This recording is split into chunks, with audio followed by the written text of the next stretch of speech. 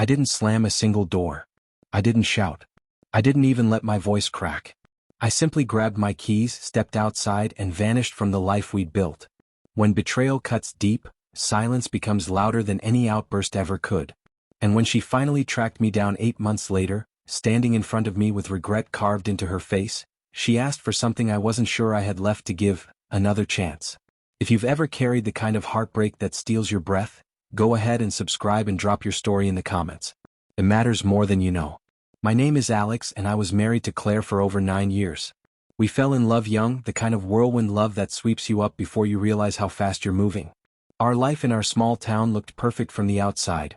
Warm smiles at cookouts, spontaneous weekend drives, late-night conversations over lukewarm coffee.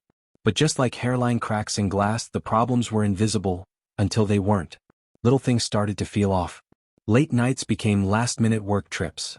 Her phone suddenly had a password I didn't know. Conversations got shorter, colder. And her eyes, once bright and steady, stopped holding mine. Still, I tried to trust her. We had weathered storms before. I never imagined she'd seek comfort somewhere else. Then one night her tablet lit up on the couch, a message left open by accident.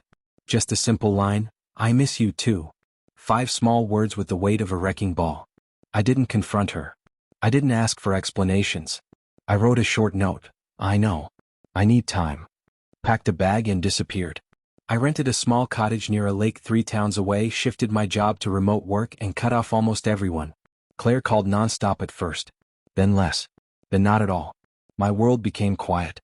Peaceful, yes, but also painfully empty. Nights dragged on. Memories clung to me. I kept wondering if leaving without a fight made me a coward or if it was the only sane thing to do. To stay grounded, I picked up old hobbies: painting, morning runs, evenings spent watching the water settle after sunset. Slowly, the chaos inside me found a rhythm. Then, 8 months later, a knock echoed through my small place. I opened the door, and there she was. Claire. She looked different, smaller, somehow drained, like life had been chewing her up from the inside out. Her eyes shimmered the moment she met mine. "Hi," she whispered. I said nothing, just moved aside. She sat on my couch like she still remembered where everything belonged. We sat in heavy silence until finally she spoke. "I didn't come to beg," she said, her voice cracking. I needed you to know I'm sorry. And I miss you." I haven't stopped. I studied her, the woman I loved, the woman who shattered me. My heart didn't rush toward her. It throbbed with something deeper, heavier. "What?" I asked. "Why did you do it? Why did you throw us away?" Her face crumpled. "It wasn't about him. It was about me. I felt invisible, lost. And instead of talking to you, the one person who would have listened, I made the worst choice of my life. I have no excuse." For the first time in a long time, we truly talked. Not as husband and wife, but as 2 people who had bled from the same wound. She told me about therapy, the sleepless nights, the dozens of letters she wrote but never dared to send. I listened, not ready to forgive, but open enough to hear. Eventually, morning came. She stood at the door, hesitating, hoping maybe I'd tell her to stay. I didn't. She left with a small nod, like she understood.